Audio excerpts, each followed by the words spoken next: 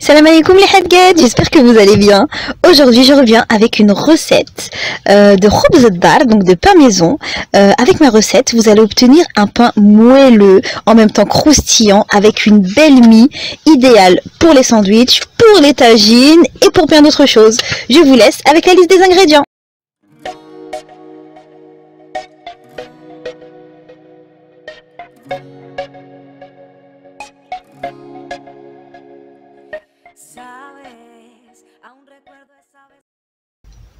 Pour les ingrédients, comme d'habitude, vous suivez le lien juste en bas qui vous redirigera vers la recette sur mon site, donc sohedga.com pour les détails.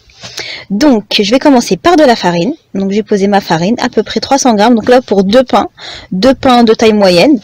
Je rajoute de la semoule extra fine, donc la semoule de blé dur. Attention les filles, pas la semoule de couscous. Ça m'est déjà arrivé que des hadgad se soient trompés.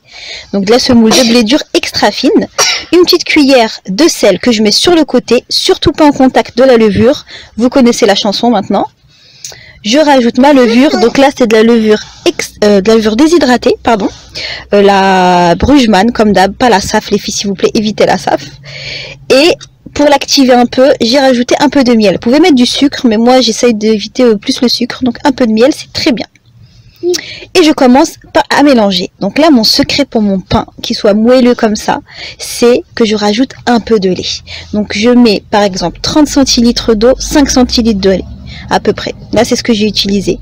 Comme d'habitude, vous rajoutez votre lait petit à petit, les filles s'il vous plaît, petit à petit. Donc moi je commence toujours à mélanger à la main, c'est une habitude que j'ai. Et une fois que ma pâte est bien, je la mets au rebut, en fait, tout simplement. Donc voilà, à peu près une dizaine de minutes, pas plus, hein, il n'en faut pas plus pour une pâte à pain. Vous devez obtenir une pâte souple qui ne colle surtout pas. Donc là vous voyez, vous verrez qu'elle se détache parfaitement des parois. Une pâte qui ne colle pas, souple, pas extra souple non plus, moyennement souple on va dire. Et voilà. Donc une fois ma pâte obtenue, donc moi je termine aussi toujours en faisant un petit coup à la main. C'est comme ça, c'est psychologique en fait, je crois. Vous pouvez très bien garder, faire tout au rebond. Hein. Moi je termine en faisant un petit coup, un petit 2 minutes à la main pour essayer de, voilà, la pâte. Donc là vous voyez que la pâte elle est nickel. Quand on appuie dessus, elle est assez souple, en même temps elle colle pas, elle est très bien. Donc je la laisse pousser pendant à peu près 1 heure, donc je la laisse doubler de volume. Dans un saladier, j'ai mis un peu d'huile. Pareil, j'ai oublié de vous dire, pour les filles qui veulent, vous pouvez très bien rajouter de l'huile à votre pâte. Là je l'ai pas mis, moi je le fais une fois de temps en temps, un peu 2 cuillères d'huile d'olive, je la rajoute à ma pâte. Mais voilà, c'est comme vous voulez. Donc là vous pouvez voir la pâte qui a bien gonflé. Donc je vais la récupérer tranquillement. Donc pareil, une pâte c'est vraiment tranquille les filles, hein. Faut pas y aller à la sauvage, hein. Vous décollez, normalement avec l'huile que vous avez mis, elle va être vraiment très facile à décoller.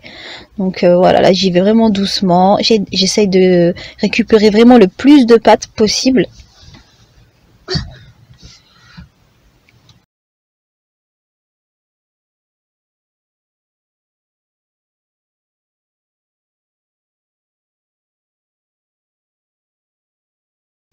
Une fois récupérée, je la dégaze légèrement, vraiment légèrement. Juste histoire vraiment de la dégazer. Donc là, je la coupe en deux. Donc vous pouvez faire comme moi, de temps en temps, ce que je fais, c'est que je les pèse pour avoir vraiment le même poids. Mais voilà, hein, sinon à l'œil. Hein. Donc voilà, vous les dégazez, puis vous formez une boule pour chaque. Donc chaque bâton, vous allez former une petite boule. Donc pas besoin qu'elle soit vraiment précise. Hein. Une petite à la main, c'est très bien. Comme là.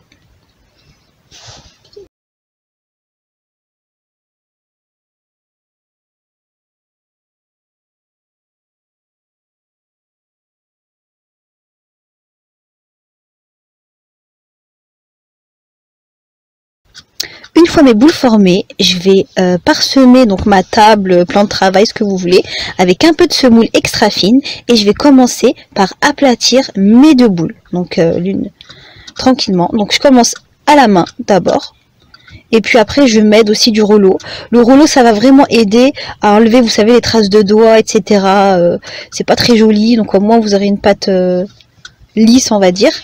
Donc bien sûr vous n'allez pas l'aplatir de trop, on veut pas une pâte à tarte, hein, d'accord. On veut vraiment qu'il y ait quand même une petite épaisseur, On va la laisser gonfler après, vous inquiétez pas, donc ça va vraiment gonfler. Mais on veut pas non plus qu'elle soit trop aplatie. Donc là c'est très bien.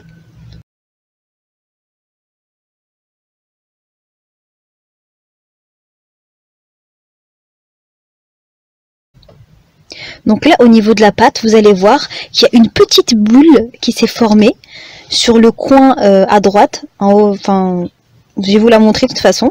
Et en fait, cette petite bulle, c'est vraiment c'est un gage de qualité de votre pâte. C'est-à-dire que votre pâte, elle a été bien pétrie et qu'elle va être top. C'est pas obligatoire qu'il y en ait partout, vous inquiétez pas. Si votre pâte, elle fait pas de bulle, il n'y a pas de souci. Hein. Mais voilà, c'est vrai que c'est un gage de qualité. Donc là, ce que j'ai fait, c'est que j'ai pris ma plaque, que j'ai déposée un papier cuisson et par-dessus j'ai parsemé d'un peu de semoule extra fine, tout simplement. Et je laisse pousser comme ça à peu près 30 minutes, le temps de préchauffer mon four. Pour celles qui ont un four long comme le mien.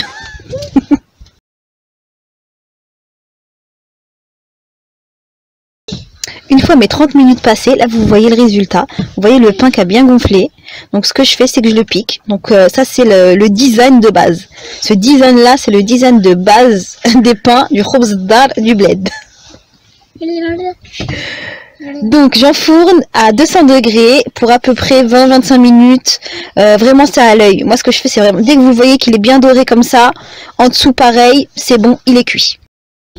Voilà mes haggads, j'espère que la recette vous a plu. Si elle vous a plu, n'hésitez pas à me laisser un petit commentaire, un petit j'aime pour me dire qu'est-ce que vous en pensez. Les critiques font avancer, n'oubliez pas. Moi, je vous fais des gros bisous et je vous dis à la prochaine recette. Bisous bisous.